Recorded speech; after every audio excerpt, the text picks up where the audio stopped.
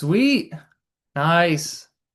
Alrighty, guys. Thank you for showing up. We're just going to take a hot second, allow a lot of students to kind of join in whenever they can. But yeah, while we're waiting, what school, what university does everyone attend? Feel free to put it into the chat, whatever. We'll probably give it a minute before we actually start with today's lesson.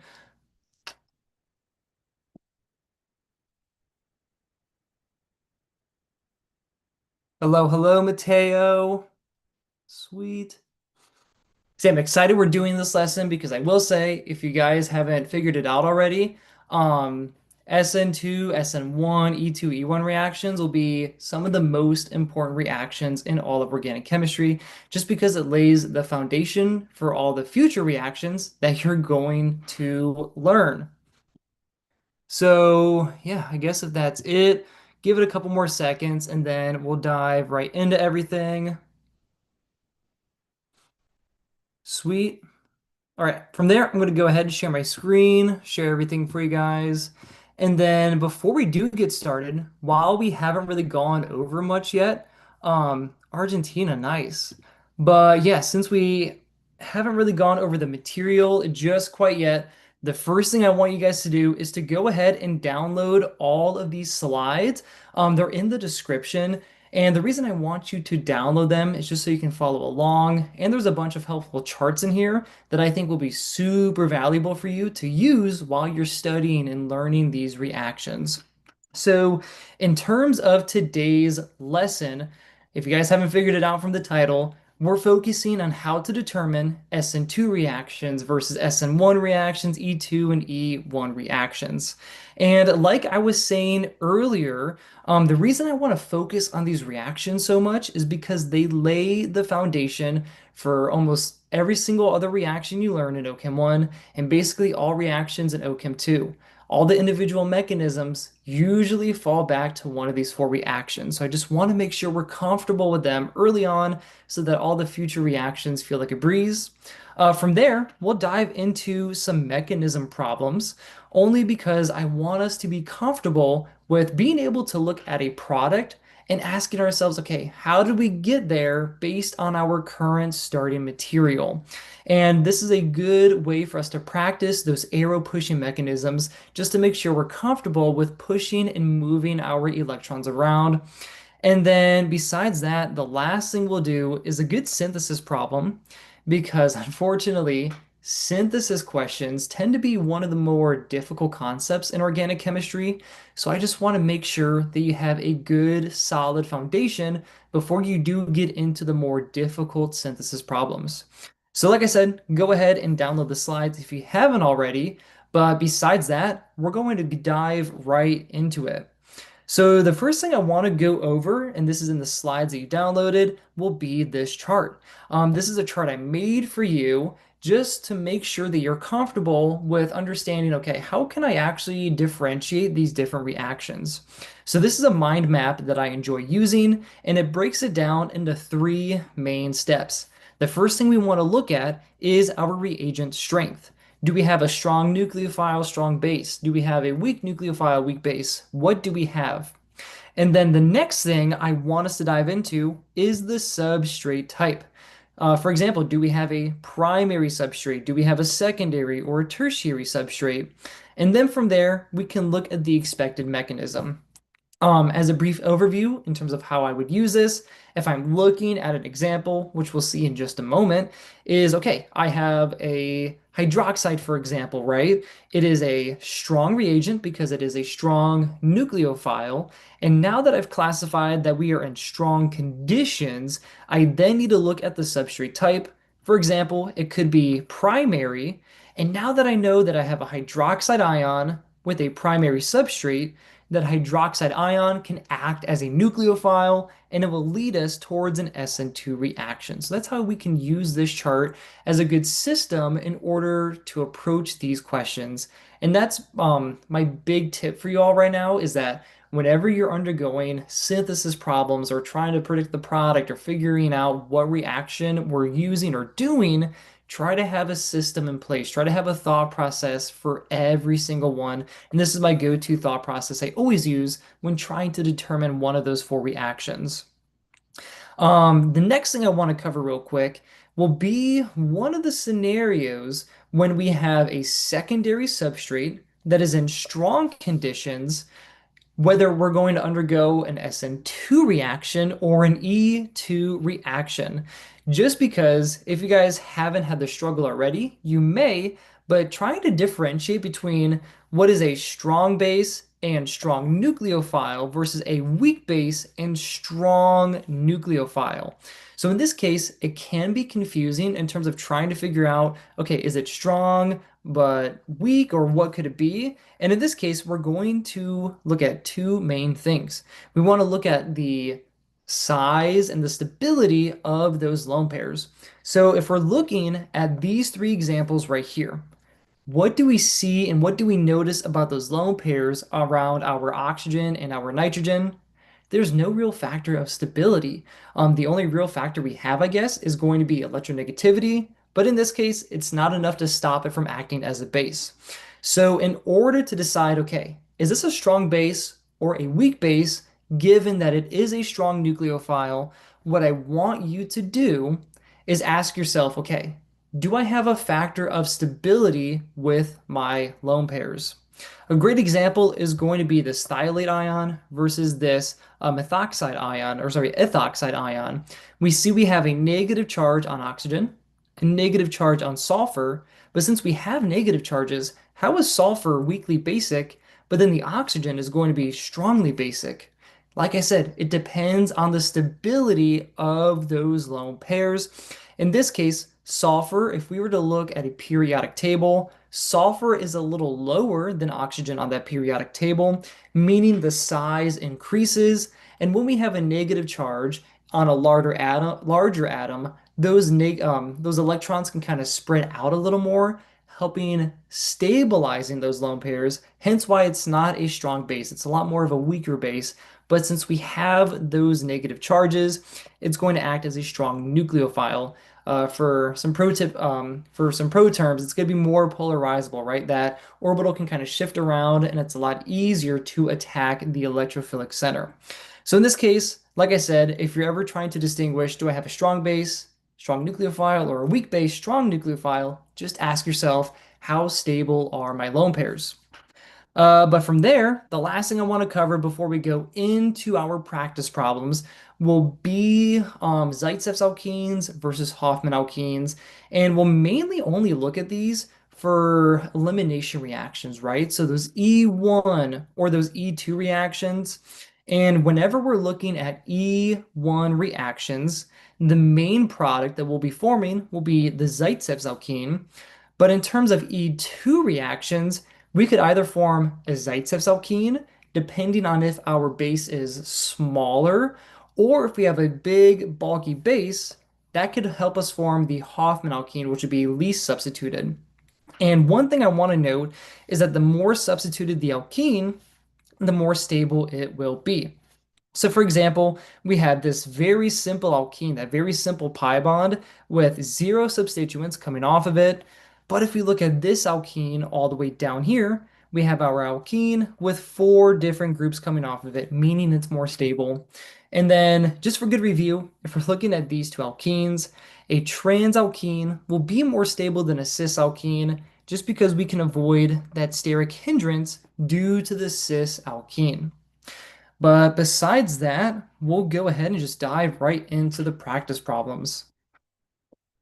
And for the next couple of practice problems, I think it's like the next six or seven or something like that, the main thing we're doing is identifying which reaction pathway is favored, and then we're going to provide the major product. Now, I have this little list over here off to the right, and I want us to use that and keep it in the back of our minds for when we are approaching these questions. I want us to first look at the reagent strength. Then we'll look at the substrate type, and then from those bits and pieces of information, we can find the expected mechanism. So first, starting off with our reagent strength, what do we have here? At first glance, you might be thinking, oh, it's a neutral molecule because we don't have a charge, but that's where those spectator ions get you. So whenever you see a metal, a very common one we'll see is going to be sodium, or if we see potassium, whenever it's bonded to another heteroatom such as sulfur, nitrogen, or oxygen, that's telling us that heteroatom has a negative charge. So if we're looking at that sodium spectator ion, we can't forget that's telling us it has a positive charge because it's a metal. And then since our sodium has a positive charge, that's telling us the sulfur by default now has a negative charge just because they can cancel each other out. So our sulfur will have a negative charge. So if we're looking at our reagent strength, we see that we are in strong conditions, but the next thing we have to look at is the substrate type. So in this case, if we're looking at our substrate, where is our leaving group? Our leaving group is on this carbon right here, and we can see that it's currently on a secondary carbon. So this is going to be a secondary substrate. So we now know that we have a strong condition for our reagent strength, and we know the substrate type. So for this one, what we can do is we'll look at our reaction flowchart again. We know that we are in strong conditions, and we also know that our substrate type is going to be a secondary substrate. So from here, we now have to ask ourselves, okay, is that thiolate ion, is it a strong nuke weak base, or is it a strong nuke strong base? If we go back to that chart that we were looking at earlier with those different strong bases, weak bases, all of those, we see that our thiolate ion is going to be weakly basic and strongly nucleophilic. So that's telling us we're going down the Sn2 route. So we'll go ahead and write that down. This is going to be an Sn2 favored reaction. And I just want to put this out there again. For these problems, we're just writing down the major product. Keep in mind, we can have competition with E2 and stuff like that. So just keep in mind, these are the major products only. But perfect. Now that we know the expected mechanism, let's go ahead and draw out the reaction.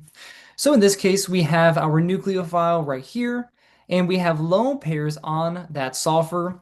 I always recommend drawing in your lone pairs, especially on your nucleophile, even though I know that they're just assumed. It helps you keep track of where your electrons are. But from here, our lone pairs are going to attack this electrophilic carbon right here, that secondary leaving group. And why is it attacking that carbon again?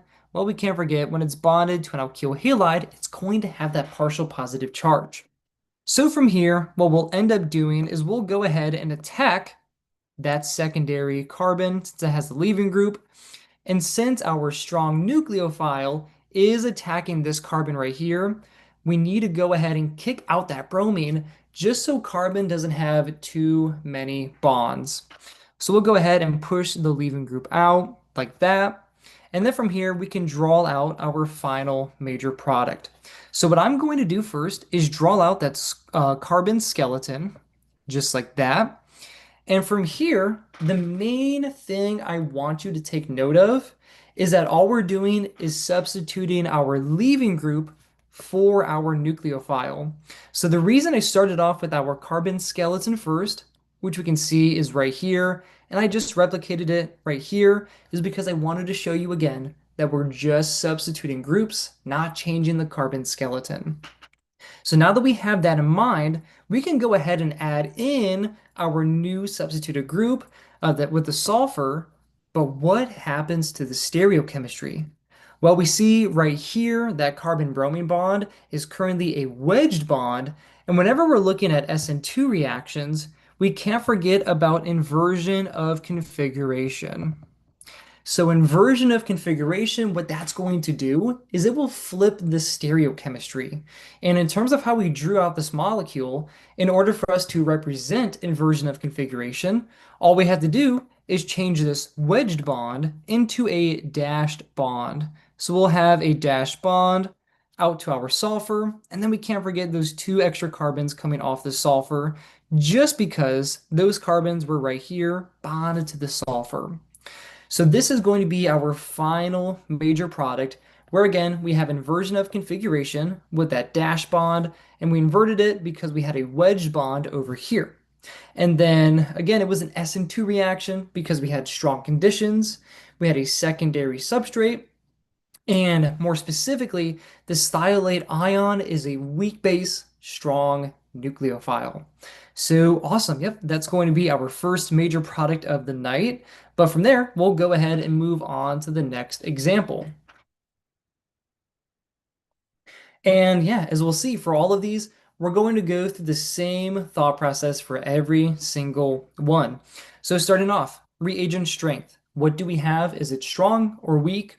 If we're looking at our molecule above the arrow, we see that it looks neutral at first glance, but like we mentioned in the last example, whenever we see those metals, immediately think a positive charge and think to yourself, okay, what's bonded to the metal?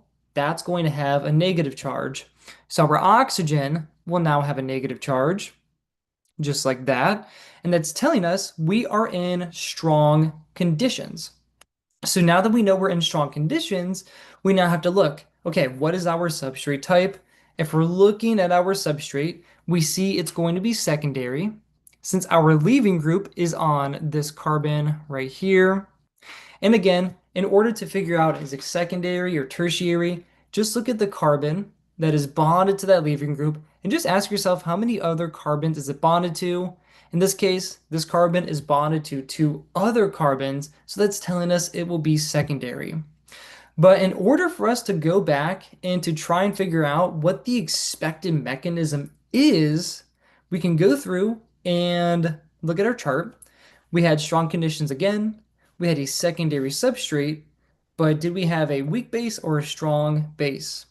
Well, whenever you have a negative charge on oxygen only, no like resonance or any other factors of stability, since we had an ethoxide ion, that's going to act as a strong base. So in this example, we will be undergoing an E2 reaction, which will be the major pathway. Now, before we get too far into it, I do want to have a small disclaimer. Um, Make sure you follow the rules of your professor only because some textbooks, some professors might say that in order for an E2 reaction to occur, that you need heat. But in this case, if your professor doesn't require that, the bare minimum you need for an E2 reaction to be favored, whenever you have a secondary substrate type, is you just need a strong base, which in this case, we have a strong base, we have a secondary leaving group. So we're just going to have E2 reaction be the major pathway. And if your professor requires heat, that's awesome. Just make sure you are looking for that in your examples. But in this case, we're going to undergo an E2 reaction. So since we're undergoing an E2 reaction, yeah, see, like I said there, Mateo, I knew one of you guys would tell me that your professors needed heat. Yep, that's awesome. Just make sure for your examples you have heat, and for fun, I can include heat here if needed. So heat if needed. Awesome. So from here, we're going to undergo an E2 reaction, which means we're going to form a new double bond. And in this case, right, we can either form a double bond between these two carbons. And how do we know that? We know that our double bond has to be part of the carbon that has a leaving group. And we have two different sides we can go. We can go through the left side or the right side. So the question is, do we form a Hofmann alkene or a Zaitsev's alkene? Again, let's look at the size of our base. It's more of a smaller base, we can say, which means since it's not a big, bulky base, we're going to favor the Zaitsev's alkene, which again means the most substituted alkene, so we'll form it between those two carbons. But whenever we're looking at E2 reactions, we need to keep in mind of one major thing. Whenever we're eliminating our leaving group, we need to steal an antiperiplanar hydrogen, which if we're looking at our hydrogen right here in the beta position, so that carbon right there is the beta carbon, beta to the leaving group. If we were to look at the proton coming off of it, or the hydrogen, we would see that the hydrogen is currently wedged. So since our hydrogen is wedged along with our leaving group, it's currently not antiperiplanar. So what we need to do is go through and manipulate the molecule a little bit. So what we can do is we can rotate this molecule right here, or this bond right here, And if we rotate that, just like this, what will end up happening is we get a structure that looks like this.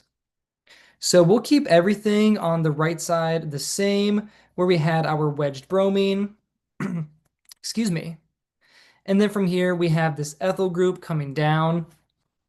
And all we're doing is, since this was facing downwards in our structure, since we rotated it to where the carbon is now facing upwards, one way we can see this is by looking at the arrow of this carbon, those bonds. We can see that it looks like it's pointing down, but after rotating it, it now looks like it's pointing upwards.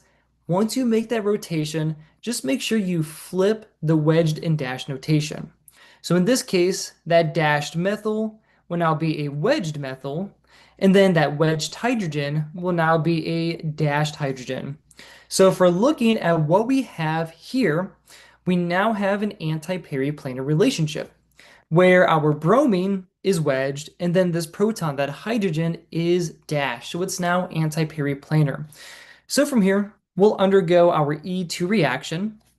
And in terms of the mechanism, our strong base will act as a base. It's going to steal a proton. It'll go through, it'll steal that proton.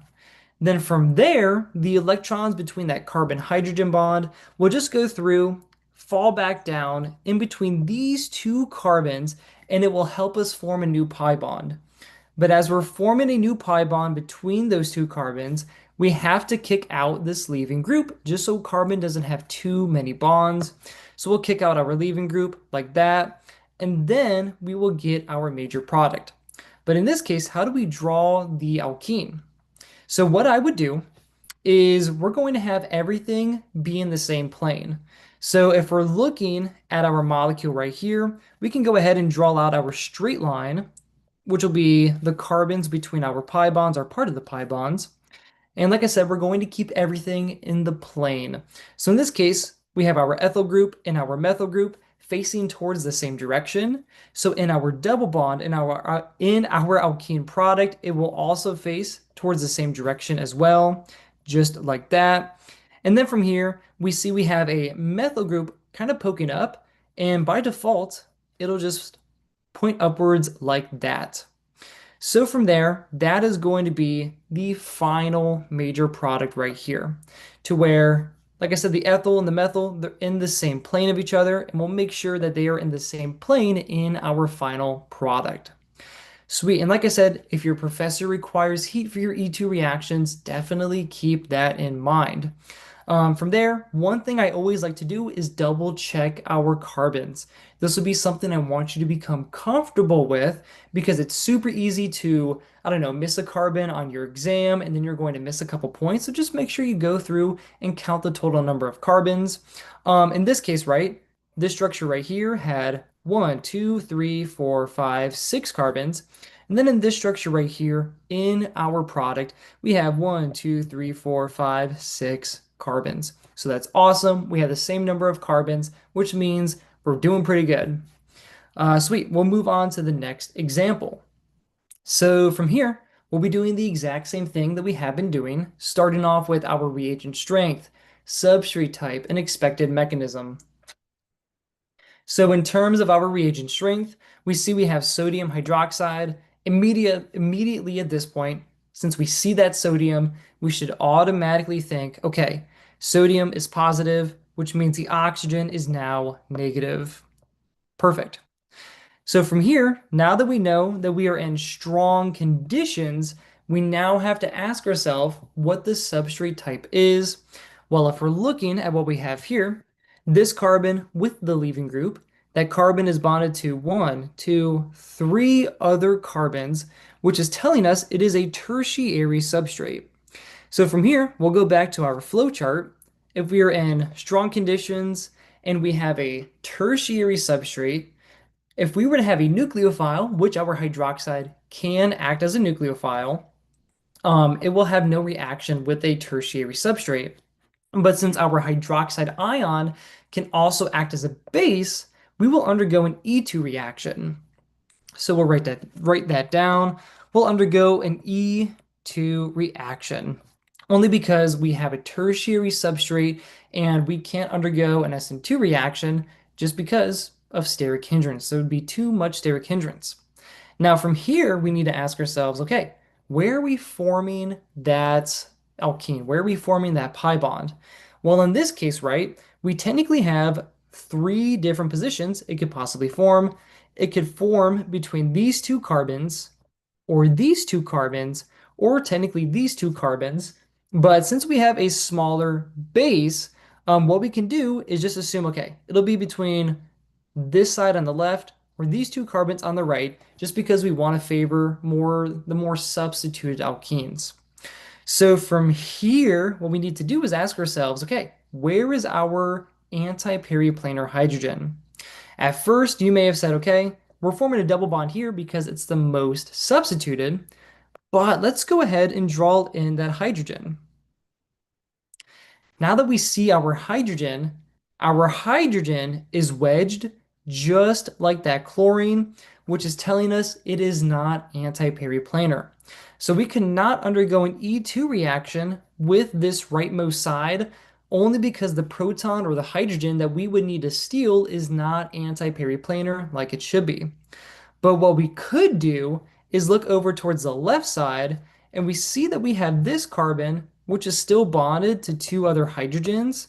And since it has two hydrogens, one of them has to be dashed. So over here on the left side, we see that we now have a dashed hydrogen and then a wedged leaving group, which is telling us, okay, now we have an antiperiplanar hydrogen that we can steal. So we'll have our lone pairs. They will go through, snag that proton, and then the electrons between this bond, that carbon-hydrogen bond, will go through, will drop on down, allow us to form a new pi bond, which will allow us to kick out that leaving group. So from here, we need to draw out that final product, but we have to be careful with it. So in terms of this carbon right here, we see that we had a dashed methyl group coming off of it. But in this case, since we formed a new pi bond, this carbon right here is sp2 hybridized, meaning it's flat, and we lost that stereochemistry, which means this methyl group is going to be in the plane. But now if we're looking at this carbon right here, we see that we did not react with it at all. So what we can do is keep that methyl as a dashed methyl like that.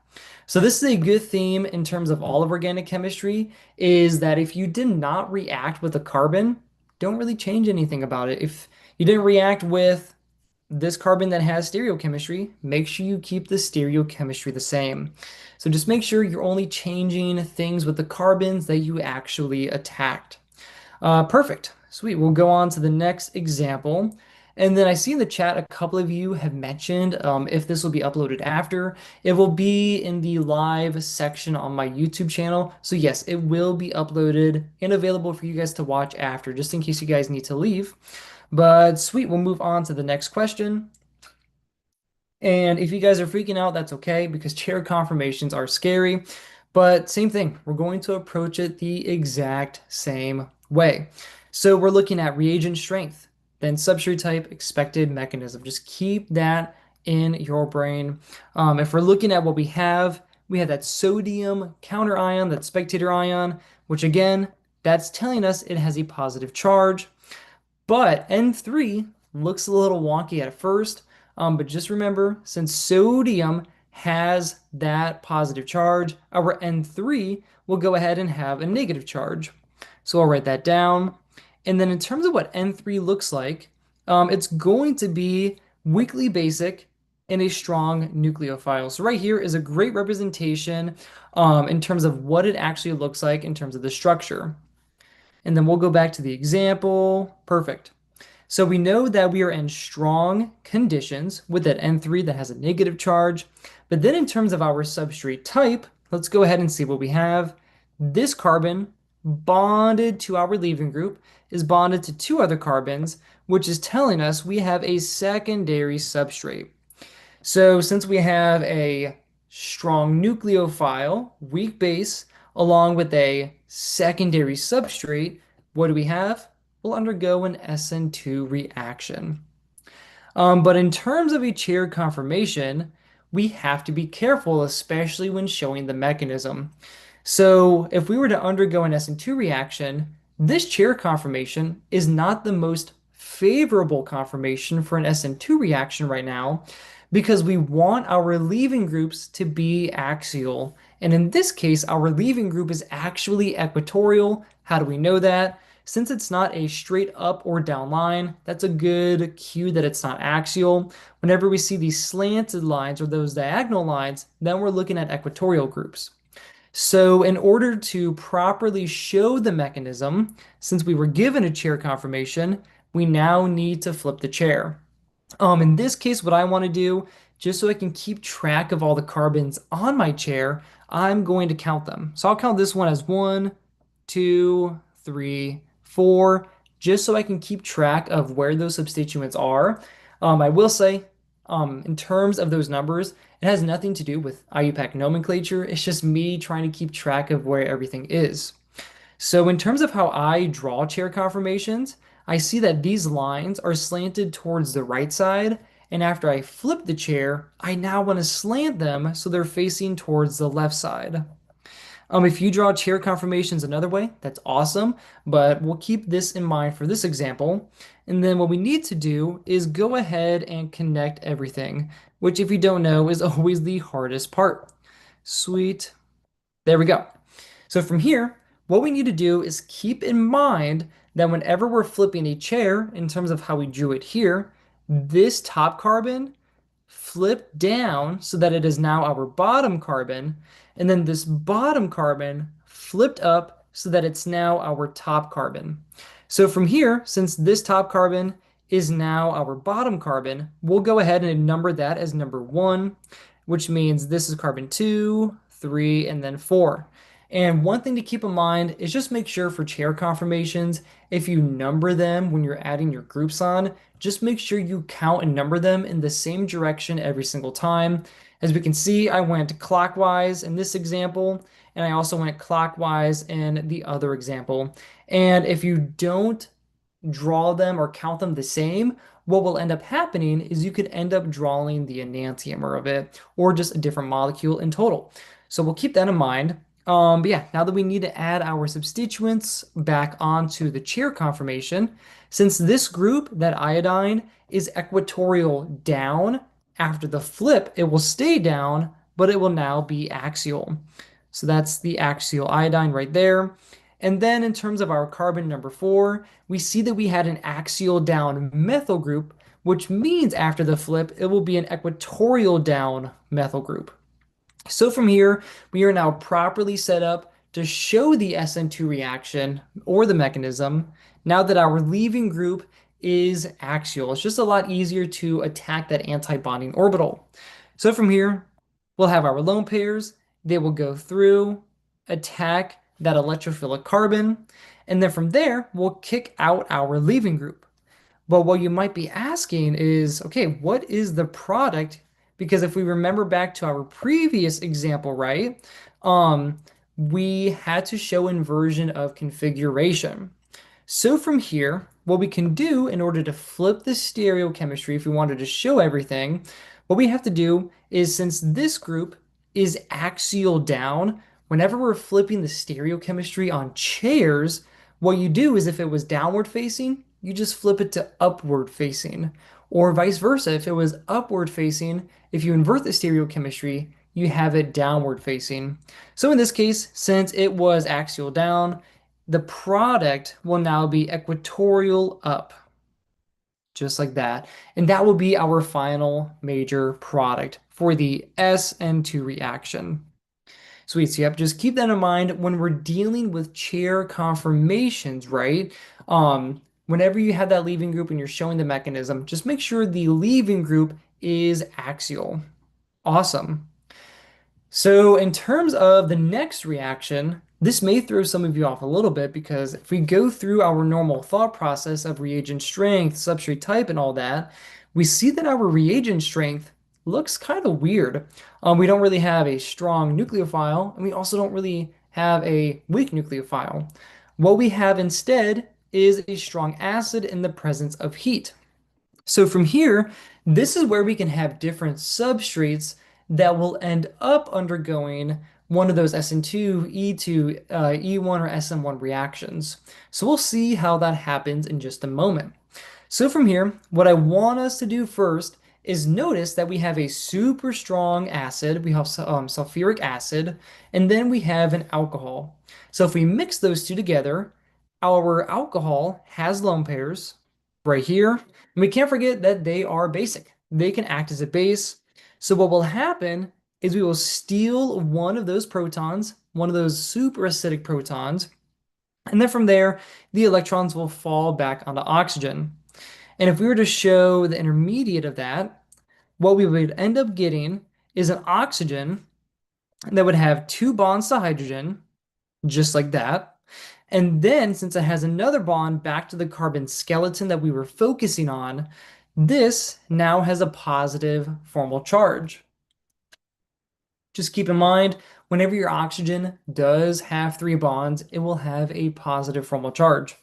But in this case, right, what we have now is a really good leaving group.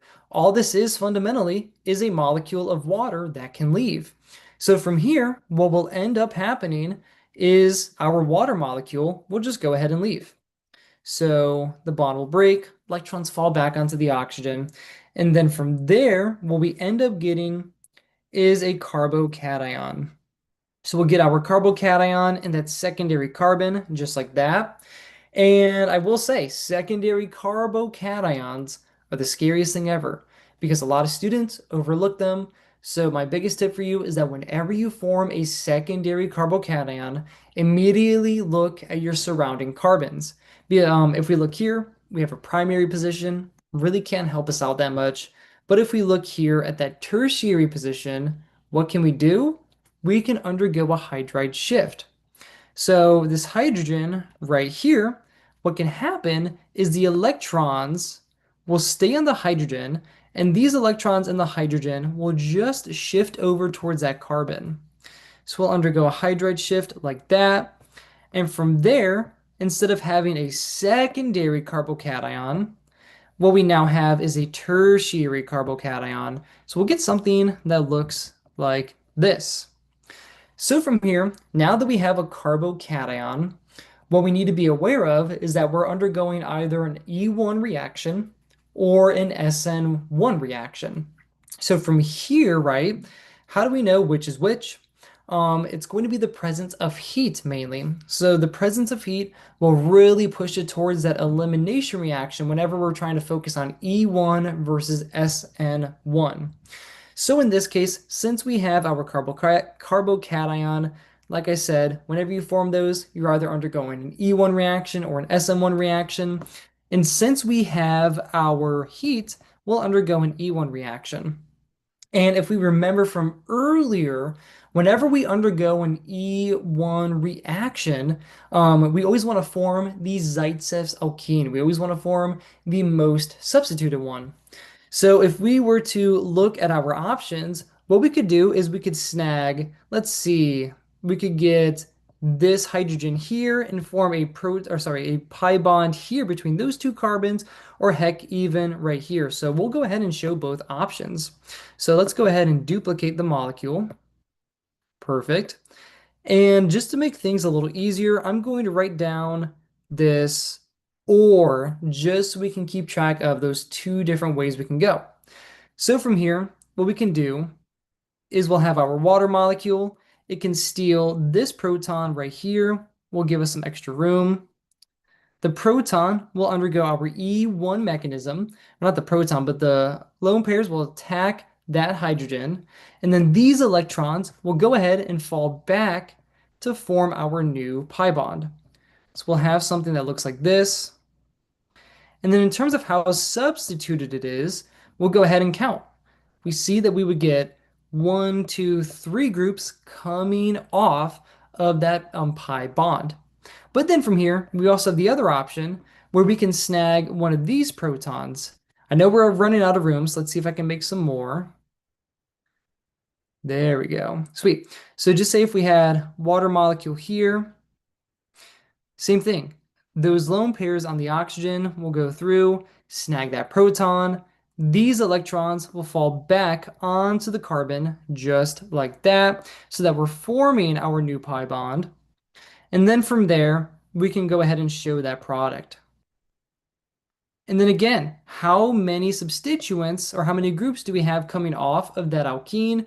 We have one, two, three substituents coming off of it. So this is a great example of an E1 reaction and how you can also have multiple different Zaitsev products depending on how many substituents you have. Sweet. So we'll go ahead and dive into our next one. Get some water real quick. Sweet. So from here, we can go back and looking at reagent strength, substrate type. In terms of our reagent strength, what do we have? We just have H2O, and if we draw that out, there's no metal around it, so we know that the oxygen definitely is neutral, which is telling us we are in weak conditions. And then we also have a primary substrate. So let's actually go back to that chart and let's look. If we are in weak conditions in or with a primary substrate, right here it says no reaction, but then there's a little caveat right here in purple. It says except for allylic and benzylic positions. And if we go back to this example, we have an allylic position right here. An allylic position is going to be the position directly next to your pi bond. An easy way to find it is by counting at the very end of your pi bond and counting to three. 1, 2, 3. If you counted three, that's a good sign that it's an allylic position. So from here, what we'll end up doing is we're going to go ahead and just let the leaving group leave. So our bromine will go ahead and leave. And then from there, what we can see is we now have a primary carbocation, which typically on its own is something we really don't want. But what is that carbocation directly next to? It is directly next to a pi bond. So since it's next to a pi bond, that pi bond can move over, undergo resonance, and since that positive charge is now delocalized, we can draw this out. It's more stable. So whenever you can delocalize a charge, especially a carbocation, always aim to do that because whenever you delocalize it, you stabilize the molecule, that positive charge. So from here, we now have a positive charge on a primary position and then also a tertiary position. What we can do here is we can have our water molecule. I don't like how that one looks, so we'll redraw it. We can have our water molecule. What will happen is it will attack that tertiary carbocation just because it is more stable than a primary one. We can think of this as the MRC, if you will. So from there, the lone pairs will go through, attack that carbon, and then we can form a new carbon-oxygen bond. So what would that look like? It will look like this, to where we have our methyl group still poking out, and then we have that new carbon-oxygen bond here. Now, one thing we need to note and be aware of is the oxygen, right? Because if we were to leave it like this, how it is, we would end up losing some points on an exam or a quiz. Because like I said earlier, whenever oxygen has three bonds, we can't forget that it has a positive charge. So just make sure as you're undergoing reactions, you're always looking out for any formal charge changes. So from here, in order to get rid of that positive formal charge, we can't forget that we have water in our solution, and there's going to be a lot of water that's kind of floating around. So we can use water, and it can act as our base.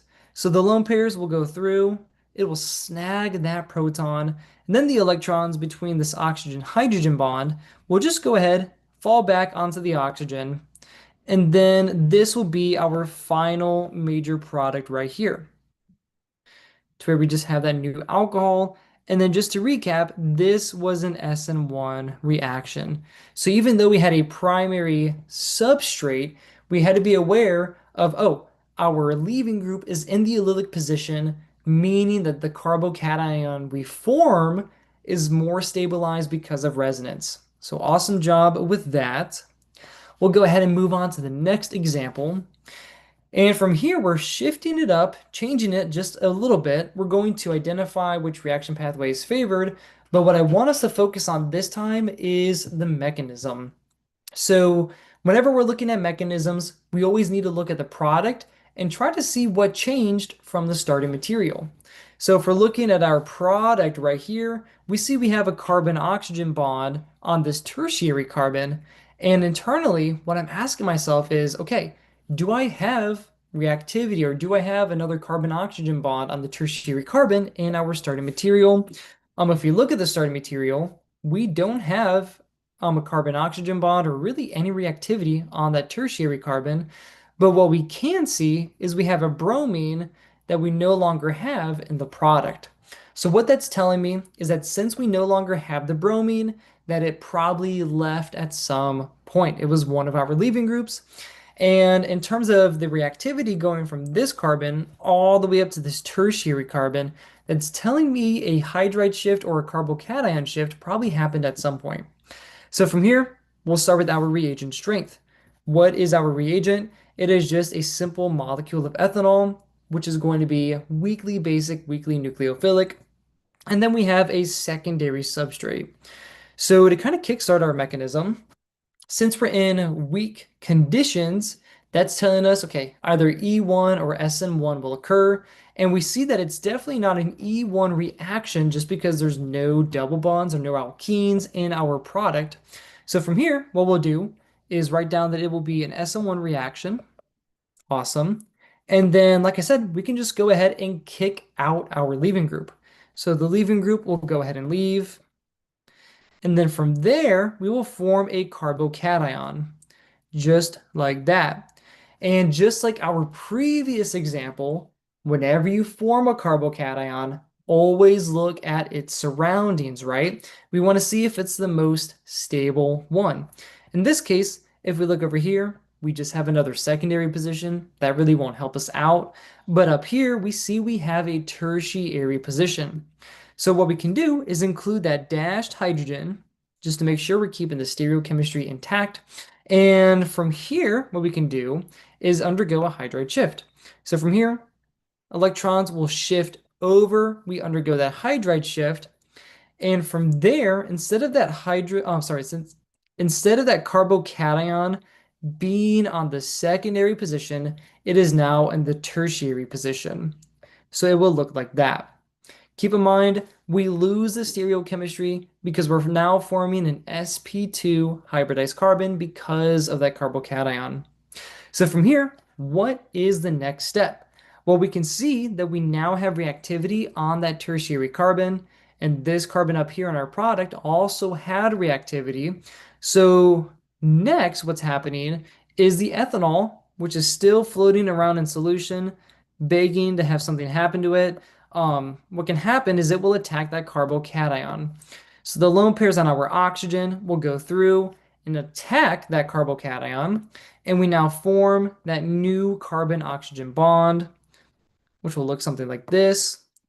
We still have that methyl group coming off of it, like that, and then our oxygen can come off like this, but we can't forget, even though we're attacking with our alcohol, this hydrogen is not going anywhere just quite yet. It's sticking with that oxygen, so we have to represent that in our mechanism. We'll have the proton coming off of the oxygen, just like that.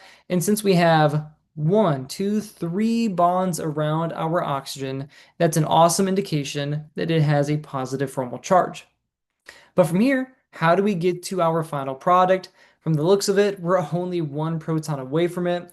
Well, we can't forget, since our solution has a whole bunch of ethanol molecules, we can go ahead and reuse it, but this time, instead of a nucleophile, it will go ahead and act as a base. So we'll have our lone pairs on our oxygen. Lone pairs will go ahead, steal that proton, electrons fall back onto the oxygen, and then we have our final product that we have right here from our mechanism. So that was a long one, but some key points to remember. Make sure you compare your starting material with your product, trying to find those subtle changes in terms of, oh, our leaving group changed, and our new reactive center is on a different carbon, just making sure you're looking at the change of everything. And then again, whenever you form a carbocation, please, please, please always check for a more stable position. Sweet. And then, yeah, we're going to move on to our next mechanism. And for this one, it's pretty unique. Let's look at our starting material and then let's compare it to our final product. So right here in our starting material, we see we have a leaving group, which is obviously no longer with us in our product. And then we also have that oxygen, which is still there in the product. But the main thing that's jumping out at us is how our product is now a cyclic structure, as opposed to our starting material, it's acyclic. So how did we form a cyclic structure? Well, what I want us to do first is to go ahead and look at those reaction conditions. Again, sodium has a positive charge. And then that NH2 group, that amide ion, NH2, has a negative charge. And this is a really good example of something that can act as both a strong nucleophile, but most importantly, a strong base. So what I want to do first is draw out our starting material. Draw everything out. Perfect. So from here, what we can see is that the oxygen right here, it has a proton that it can give off. Now, one thing I want us to remember, whether we're undergoing Sn2 reactions or whatever reactions you learn in the future, is that acid-base reactions tend to be one of the fastest reactions we have. So in this case, since our reagent can act as both a strong nucleophile and a strong base, whenever we see that strong base and we see a proton that we can get rid of, I want you to think acid-base reaction will be first. So in this case, we'll go ahead and draw that out, give us some more room. Excuse me. So from here, we'll have our amide ion, our NH2 group, we'll have its lone pairs attack the proton. So we'll steal that proton, and then the electrons between that oxygen-hydrogen bond, those electrons will fall back down onto the oxygen. Keep in mind, we're doing nothing with the leaving group, so we're going to leave it there. From here, I'll copy and paste everything. We can't forget about our conjugate base because this is the most important thing. We see that we have a negative charge on our oxygen, and then we have a carbon right here, which is electrophilic because it's bonded to that halide. This is an awesome example of an intramolecular Sn2. So we'll write that down. We have intramolecular. There we go. Sn2 reaction. And just to refresh your memory, intra means happening within the same molecule. And that's the only way for us to get a cyclic structure in this case, is this oxygen can come through and it can attack this carbon since it is bonded to a halide, and that's how we can get our cyclic formation. So in this case, we'll have our lone pairs on our oxygen. They will go through, it will attack that carbon, and then these electrons will fall back onto the bromine. And then from there, we now get our final major product. As a little tip in terms of drawing cyclic structures, normally what I do is count from my nucleophile. So in this case, we will count from here. We have 1, 2, 3, 4, and then I will stop counting at that electrophilic carbon I just attacked, which in this case would be right here, so that's 5. Now the reason I do that is by counting from my nucleophile to that electrophilic carbon. Since I counted 5, that's telling me we're going to form a 5-membered ring. So from there, I would put oxygen at the center of that ring, just because that's where I started counting from. And then I would just go ahead and draw a 5-membered ring. So it would look something like this, which we can hardly see because it's written out. But let's go ahead and actually count everything. We have 1, 2, 3, 4, 5. And since this carbon was that 5th carbon we counted, that was the carbon that we attacked that originally had our leaving group over here. So that's how I normally draw cyclic structures whenever I'm undergoing an intramolecular reaction. And just to refresh your memory, this is an intramolecular Sn2 reaction just because we had a strong nucleophile and a primary leaving group all within the same molecule. But for our last practice problem in this little workshop, it's everyone's favorite, we have a synthesis problem. Now, in this case, it can be tricky because we're so used to forming new bonds, having our lone pairs attack a carbocation, for example, and we're showing a new bond. But in this case, we need to work backwards a little bit. We need to ask ourselves, okay, where did these bonds come from? So in this case, this one is more of a simple synthesis question just because we have a little hint right here. It said that an Sn2 reaction occurred, which that will help us out a lot.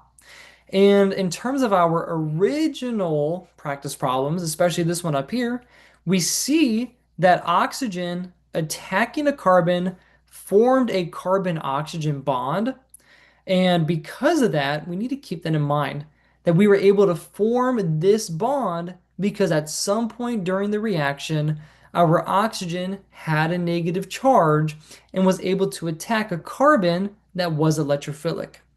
So what we can do is we can go ahead and say, okay, this oxygen at some point was a nucleophile. What do nucleophiles do? They form new bonds because they have electron density. So in this case, this oxygen has two bonds. And in this case, if we're looking, it has this bond over here on the right, and then we have this bond over here on the left. So what we can do is go ahead and break those bonds, ask ourselves, okay, did our oxygen have the negative charge, and what did that electrophilic carbon look like? But in this case, there's a little caveat because we want to find the most efficient synthesis of it, the most efficient starting materials that will lead to our final product. So what we can do first is start off with this bond right here. So we'll go ahead and break it. And all we're doing by breaking it is asking ourselves and trying to showcase, okay, where were our electrons originally and what was our electrophilic carbon? So like we've seen, by breaking that bond, what that's telling us is that the electrons within this bond had to go somewhere. So this is what our pure broken bond looks like. And these electrons, like I said, our oxygen, though, those are going to be nucleophilic a lot of the times. So these electrons can stay with the oxygen, and that's telling us, okay, at the very beginning of our reaction, lone pairs on our oxygen attacked an electrophilic carbon to form this bond. But in terms of our electrophilic carbons, what have been some common ones we've seen? In all the reactions we've been doing, we've been seeing a leaving group, a halide leaving group. So in this case, if we're breaking this bond, this was our nucleophilic center, which we can go ahead and highlight as red. Since this was our nucleophile, that's telling us that this carbon was our electrophilic center. And what we can go ahead and do is just tag on a halogen. And this is telling us, right, that this was your nucleophile, this was your electrophile, and if we undergo an Sn2 reaction, what would end up happening is you get the final product. Keep in mind, that's only showing one of the bonds. So in this case, what we can go ahead and do is show what would happen if we broke the other bond. We get another sip of water. So if we break the bond on the left side, like this, same thing. If we're breaking it in half, and I'll even show you what you can do if you have an iPad, or if you're doing this on paper, you can kind of just erase the bond. What we can do is literally just get rid of the bond like that. And like I said, whenever we see an oxygen or even one of those heteroatoms, I want you to think, okay, this is possibly a nucleophile, which in this case, we know that oxygens have been our main nucleophile throughout the night.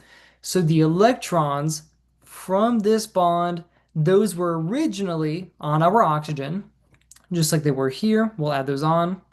But from here, if this oxygen was our nucleophilic center, that's telling us that this carbon was our electrophilic center. And what has been our main electrophile that we've seen all night? An alkyl halide. So we'll go ahead and tag on a bromine, for example, in this case. like that. And we now have our electrophilic carbon. That was our starting material. But from here, we need to ask ourselves, okay, which pathway is favored? Because we need to find the most efficient pathway. Now, we can't forget that, Sn2 and E2 reactions, they compete with each other. So let's see how they would compete in this example.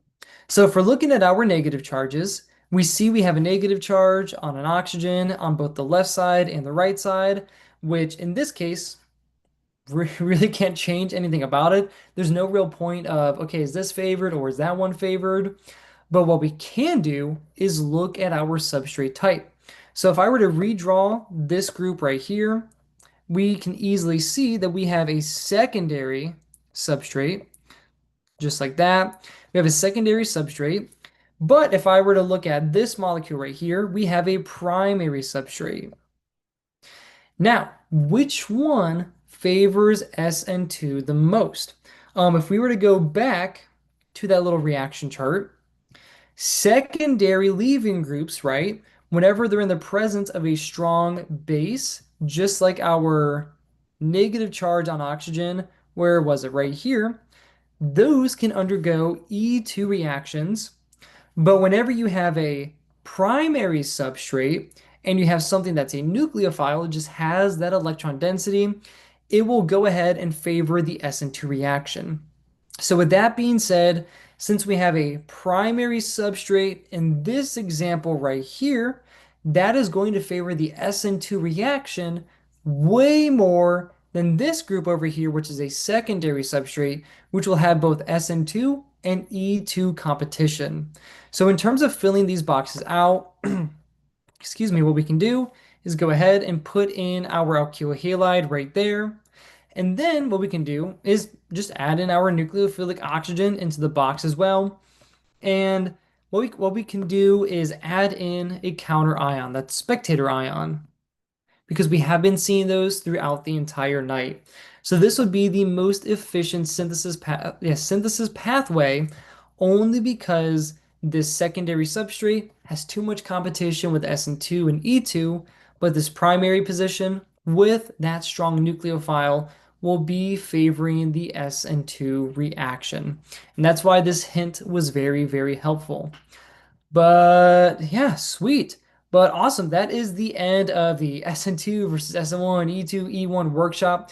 I want to say thank you for everyone who showed up. And if you haven't already, please, please, please download those slides because there are a lot of helpful charts that I think will really help you when learning these reactions and just making sure you're comfortable with them.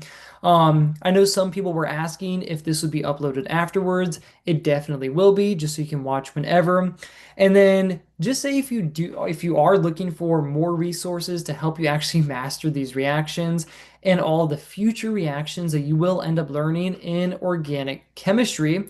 I did recently partner with Community. They are absolutely amazing. Their platform for organic chemistry is just amazing. There's so many helpful resources on there. And I do offer group tutoring, drop-in tutoring on their website, which is one of my favorite things to do, helping OChem 1 students, helping OChem 2 students. So if you're interested in that, there will be a link in the description.